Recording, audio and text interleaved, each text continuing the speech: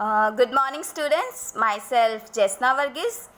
Today I am going to take your subject statistics for the class 12th. I hope this online session would be a great help for you to understand the chapter and memorize it thoroughly. Your syllabus start with the chapter index number. So without wasting our time, let us move on to the chapter. So let us start with the definition, that is index number.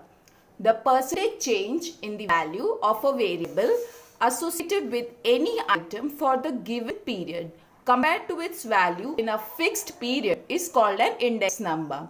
So what does it say? The percentage change in the value. Value here means the price of a variable. Variable means any commodity, that is price of any commodity that is associated with any item for a given period. Now what is given period? Given period is the existing period that is being compared to its value in a fixed period. Now fixed period is any so-called base period, that is any previous period that has been compared to the price of the commodity to the given period, that is the current period. So the percentage change that we get is known as index number. So to find out this index number, we have been given a formula, that is index number is equals to P1 upon P0 into 100, where I is equal to index number, P1 is equals to price for the current year, that is the existing year, and P0 means price for the previous year. So understood this definition? You have to memorize this formula. That is very easy. That is I is equals to P1 upon P0 into 100.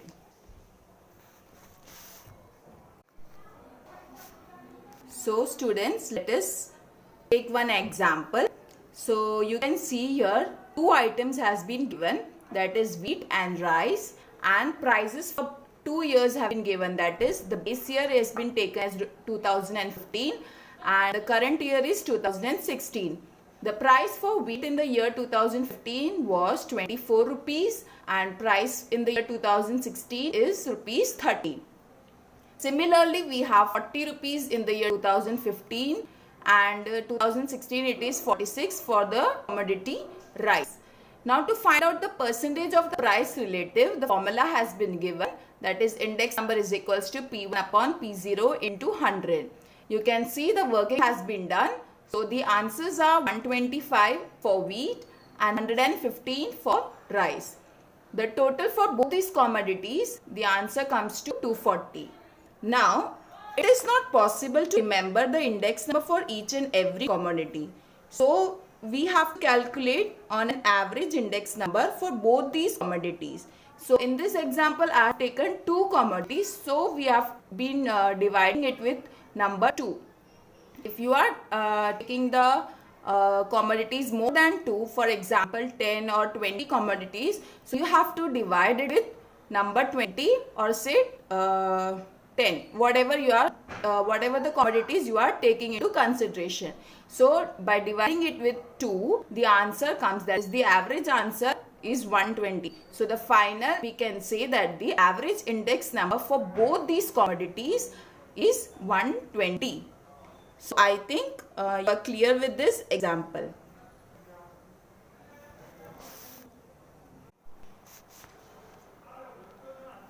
So now let's move on to the characteristics of the index number. The first comes the relative measure. So why relative? Because in earlier example we have taken prices of 2015 and 2016 of wheat which are related to each other in the same manner. That is why it is called relative measure. Now the second, that it says comparative measure. Yes, from the word itself it says that we are comparing the prices of the same commodity with different years and finding out the index number for each and every particular year. Right? Now third, it says shows percentage change. Right? Now as we are multiplying it with number 100, we get the final answer in percentage. That is why it directly shows the percentage change in the prices of different commodities. Right? Now fourth, it shows yes, it says possesses the characteristics of an average. Now In the earlier example, we took two commodities, that is rice and wheat. Yes. And in the end, we divided it with number 2 in order to get an average index number. So it is rightly said that the index number possesses the characteristics of an average. Right? Now, in the fifth, it says situation at two different periods can be compared by ratio with the standard period using an index number. Right? It says that different situations that have been prevailed in different years can be taken into consideration by calculating this index number. We also have a live example of this lockdown period also. So the index number for this particular year will also have a wide variation due to factors which have widely affected our economy and made our economy to a standstill. Right? So therefore it highlights the various factors in different years that have affected our economy. Right? So I hope you all have understood the characteristics of this index number. So students, pay attention to the most important answer, that is uses of index number. The first comes from trade. In order to study the general situation of economic activities of business and trade, the index number is quite helpful for us. Right? Now, the second says wholesale price. Wholesale price index.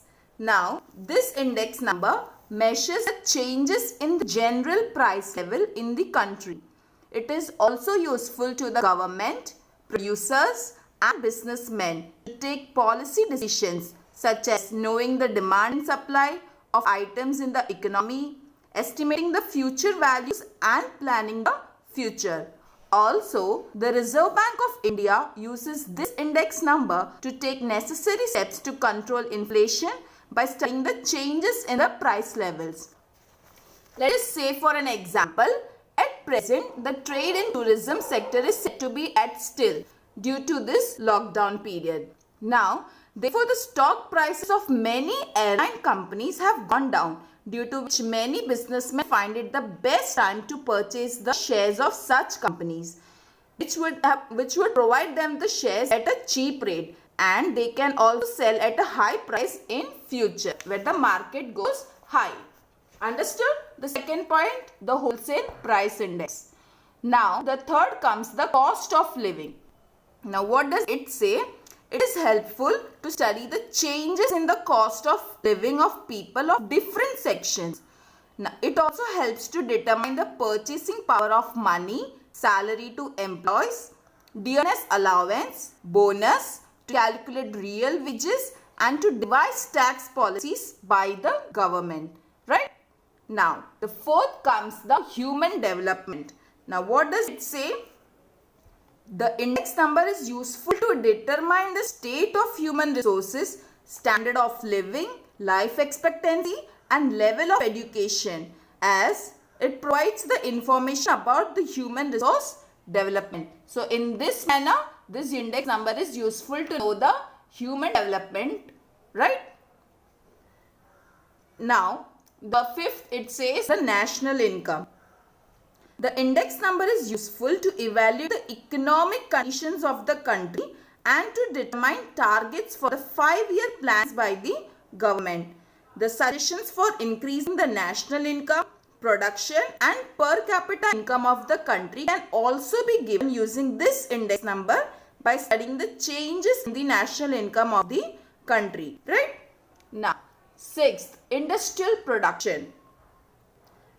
Now, how does it help in the industrial production? Now, for industrial production, it is useful to study the changes that have been occurring in the production in industrial and many other craft fields. Now, it is helpful to increase the rate of development of the country, planning industrial and trading activities. Okay. Now, seventh, that is agricultural production. Now, in the field of agricultural production, it helps in the study to changes that has been occurring in the prices of the agricultural production. The government plans agricultural policies using this index number. Moreover, this index number is helpful in forming policy to give proper support prices to the farmers for their production. Right? Now, the 8th point, that is import and export. Now, what does it, how it is helpful in the import and export field? Now, this index number is useful to determine the import-export policy, exchange rate, foreign exchange requirement and the rate of excise on goods, and to provide necessary suggestions for such import and export trade in the country. Now, the 9th, it is for employment. Now, the index number provides a perfect picture of employment and also the unemployment prevailing in the country. This also shows the problems that has been occurring due to this unemployment, which has been facilitated due to the lack of human resource planning. They also find out the reasons behind the unemployment and also the consequences that has been faced due to this unemployment in the particular country. Now, the 10th point says capital investment, right? Now, the changes in prices of shares and stock, debentures, government securities and flow of capital investment can be studied by this index number. It also helps to estimate the trend of prices of shares and stocks. Now, the last point, that is raw material. Now, the index number also provides necessary guidance to the traders, businessmen, economists, etc. for the policies of production and also for the sales, right? So, to determine the policies for this production and sales, the index number is useful for this raw material decision making process, right?